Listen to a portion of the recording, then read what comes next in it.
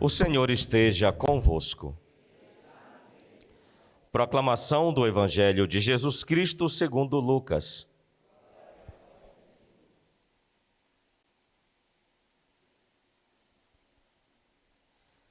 Naquele tempo, Jesus desceu da montanha com os discípulos e parou no lugar plano. Ali estavam muitos dos seus discípulos e grande multidão de gente de toda a Judéia e de Jerusalém, do litoral de Tiro e Sidônia. E levantando os olhos para os seus discípulos, disse: Bem-aventurados vós os pobres, porque vosso é o reino de Deus. Bem-aventurados vós que agora tendes fome, porque sereis saciados. Bem-aventurados vós que agora chorais, porque havereis de rir. Bem-aventurados sereis quando os homens vos odiarem, vos expulsarem, vos insultarem e amaldiçoarem o vosso nome por causa do Filho do Homem. Alegrai-vos nesse dia e exultai, pois será grande a vossa recompensa no céu. Porque era assim que os antepassados deles tratavam os profetas. Mas, ai de vós, ricos, porque já tendes a vossa consolação. Ai de vós, que agora tendes fartura, porque passareis fome. Ai de vós, que agora rides, porque tereis luto e lágrimas. Ai de vós, quando todos vos elogiam.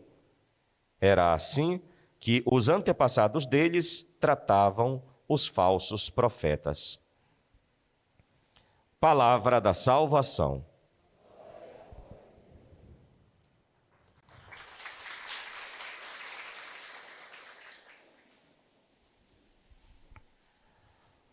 Bom dia a todos. Queridos irmãos e irmãs, as bem-aventuranças, elas são basicamente a carteira de identidade de todo cristão, de todo filho de Deus. Reconhecer as bem-aventuranças como um estilo de vida e, na verdade, uma consolação, é reconhecer que Deus está conosco, que Ele não nos deixa sozinhos, que Ele não nos desampara. E a gente pode ir meditando partes por partes do Evangelho, também não é tão diferente da primeira leitura do livro do profeta Jeremias, a questão do raciocínio, e a gente depois pode entender o porquê, não é? Maldito o homem que confia no homem e faz consistir sua força na carne humana. E depois ele diz, bendito o homem que confia no Senhor, cuja esperança é o Senhor. Maldito o homem que confia inteiramente somente nas suas próprias forças ou somente nas promessas de outros que talvez não tenham boas intenções. Porém, bendito é aquele que espera no Senhor. E a gente vai ver que não tem tanta diferença para esse raciocínio da reflexão das bem-aventuranças que a gente ouviu no Evangelho de São Lucas. Primeiro, Jesus desce da montanha com os discípulos. Ele sobe para orar. Ele sobe para se fortalecer. Ele sobe para renovar o seu espírito. Mas na hora de falar com o seu povo, de falar com aqueles que não são judeus, de falar com aqueles que são vistos pelos outros como não escolhidos, como os impuros, ele desce. Desce para olhar nos olhos.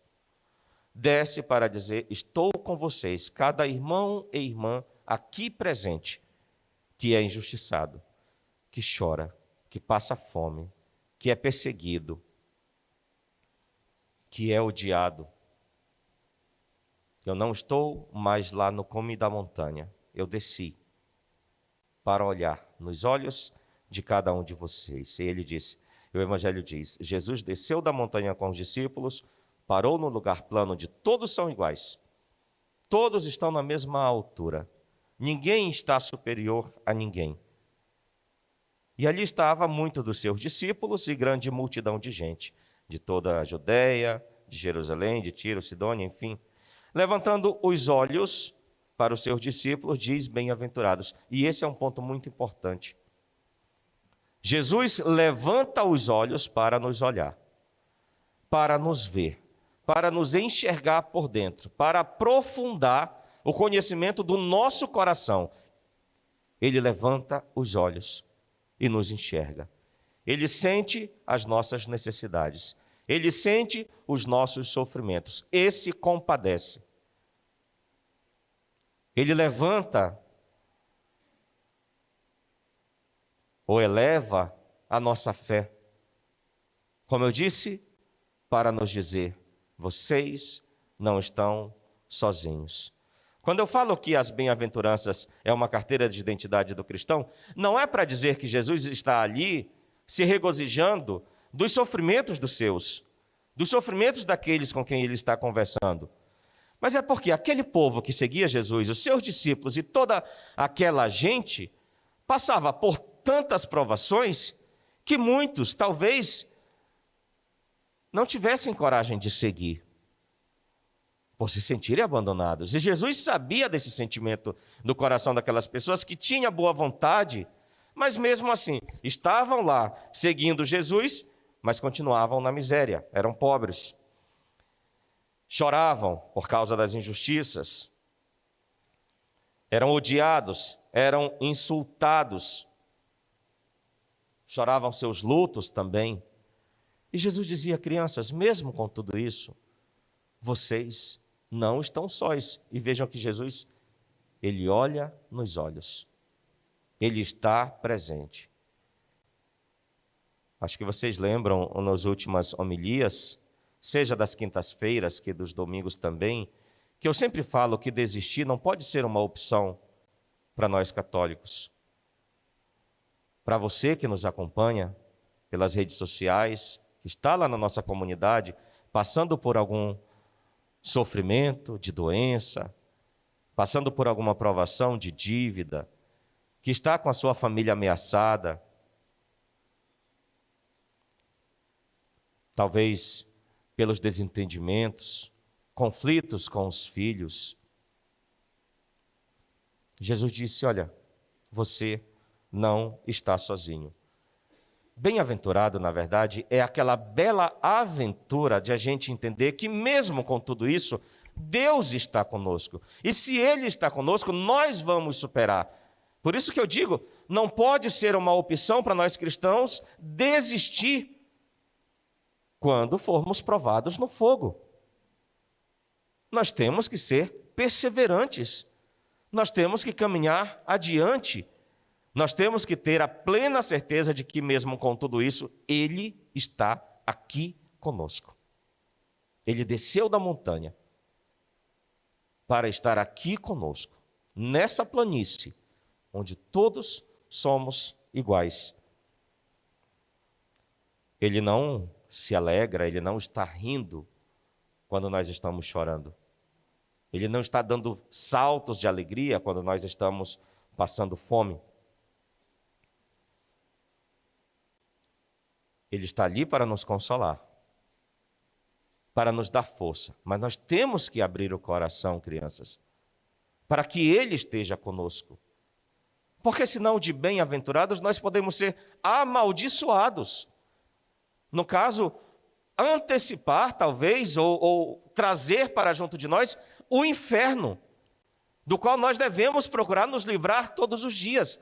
Mas a pessoa que está no seu sofrimento, a pessoa que está na sua provação e quer ficar sozinho, não quer a presença de Deus, não quer rezar, não quer ir para a missa, não quer se confessar, não quer estar participando da adoração, quer caminhar, quer continuar ali o seu sofrimento sozinho, às vezes não quer a ajuda nem mesmo do outro irmão, que está com um pouco mais de força, um pouco mais de fé, e a gente não quer, a gente passa de bem-aventurado para amaldiçoado, se nós não quisermos a presença de Deus na nossa vida. A gente tem que abrir o nosso coração, a gente tem que abrir os nossos olhos e a nossa mente, para que de fato a gente possa sentir que Ele está conosco. E mesmo que você não sinta, Ele está com você. Mas você tem que se esforçar. Não vá se entregar, não vá se render, Não vá se conformar com a fome, com a injustiça, com as lágrimas, com a rejeição. Não vá se acostumar com o ódio.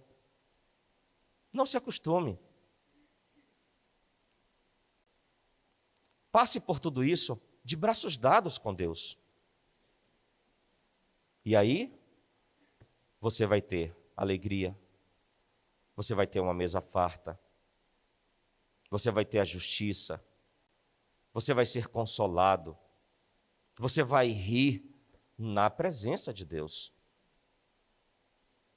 É isso que a gente tem que procurar entender, o que as bem-aventuranças nos ensinam. Agora vejam, o outro paralelo, quando Jesus fala, mas ai de vós, ricos, porque já tendes vossa consolação, ai de vós que agora tendes fartura, porque passareis fome, ai de vós que agora rides, porque tereis luto e lágrimas, ai de vós quando todos vos elogiam, porque era assim que os antepassados deles tratavam os falsos profetas. Aqui Jesus não está amaldiçoando quem possui. Aqui Jesus não está amaldiçoando quem tem uma mesa farta. Mas essas palavras querem dizer que quando você tem com fartura e causa a fome no outro, e é o motivo da lágrima do outro, é o motivo da condenação do outro, você é amaldiçoado. Quando você possui e não compartilha. Ou quando você possui porque tirou daquele que já não tinha quase nada. Quando você é corrupto, quando você engana, quando você rouba, quando você engana a moça da caixa do supermercado, o rapaz lá da farmácia, quando você não passa o troco correto, quando você não paga aquilo que deve, quando você é motivo de uma família não colocar o pão na mesa para os seus filhos, aí você é um amaldiçoado. Ai de vós. Ai de vós quando a gente deixa que os bens materiais, as coisas materiais, ou que o outro homem seja a nossa única fonte de segurança. É por isso que a gente pode voltar lá no livro do profeta Jeremias. Maldito o homem que confia no outro homem, mas bendito é o homem que confia no Senhor e cuja esperança é o Senhor. O homem que confia no outro homem é maldito porque ele só não se importa com o sagrado, não se importa com o castigo de Deus, ou não se importa com a presença ou a ausência do Senhor na sua vida. Não se importa se ele está ou não comungando Jesus, se ele está comungando na palavra ou se ele está comungando na Eucaristia, ele não se importa. O que é importante é você ter alguém importante do seu lado, alguém influente do seu lado. O importante é você ter a amizade de alguém que possa te beneficiar. O importante é você ter a proteção, talvez, daqueles que podem te dar alguma coisa, te fazer crescer diante dos outros. Tem gente que aprende a ser mal, a ser ruim com os outros, com aqueles que lhe deram alguma coisa. Olha, eu cresci dessa maneira. Eu tenho meu carro, tenho riqueza, tenho minha fazenda, tenho tudo porque eu soube tirar o meu, fui esperto. Só que você ser esperto não significa que você é sábio. A sabedoria é dom do Espírito Santo, a esperteza é do maligno.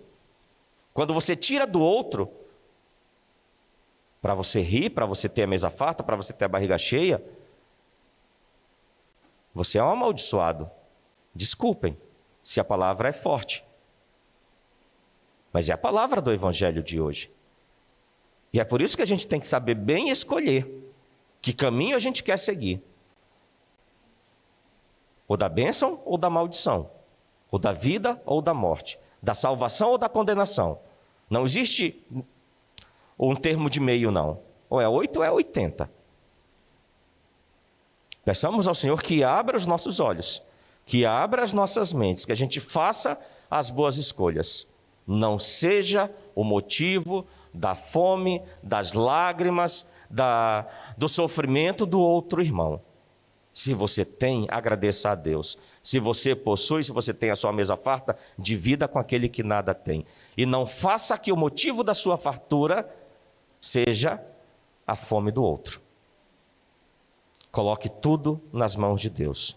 Peça ao Senhor que olhe nos seus olhos, que lhe guie no bom caminho. Agradeça o pouco que tem, não se lamente não, agradeça o pouco que tem, porque nem sempre quem tem com fartura está feliz ou sabe agradecer. Agradeça o pouco que tem, e esse pouco é abençoado, esse pouco é multiplicado. O pouco com Deus é muito, e o muito sem Deus é o quê? É nada. O pouco com Deus é muito, quando a gente recebe com amor. Mas o muito sem Deus, o muito sem gratidão e o muito adquirido a desfavor do outro é nada, é maldição. Que Deus nos abençoe, que Deus ilumine nossas mentes, que Deus abençoe as nossas famílias, que não falte o pão nas nossas casas, sobretudo para os nossos irmãos mais necessitados, e que a gente aprenda com o Evangelho a abrir a mão, os olhos e o coração. Que seja louvado o nome de nosso Senhor Jesus Cristo.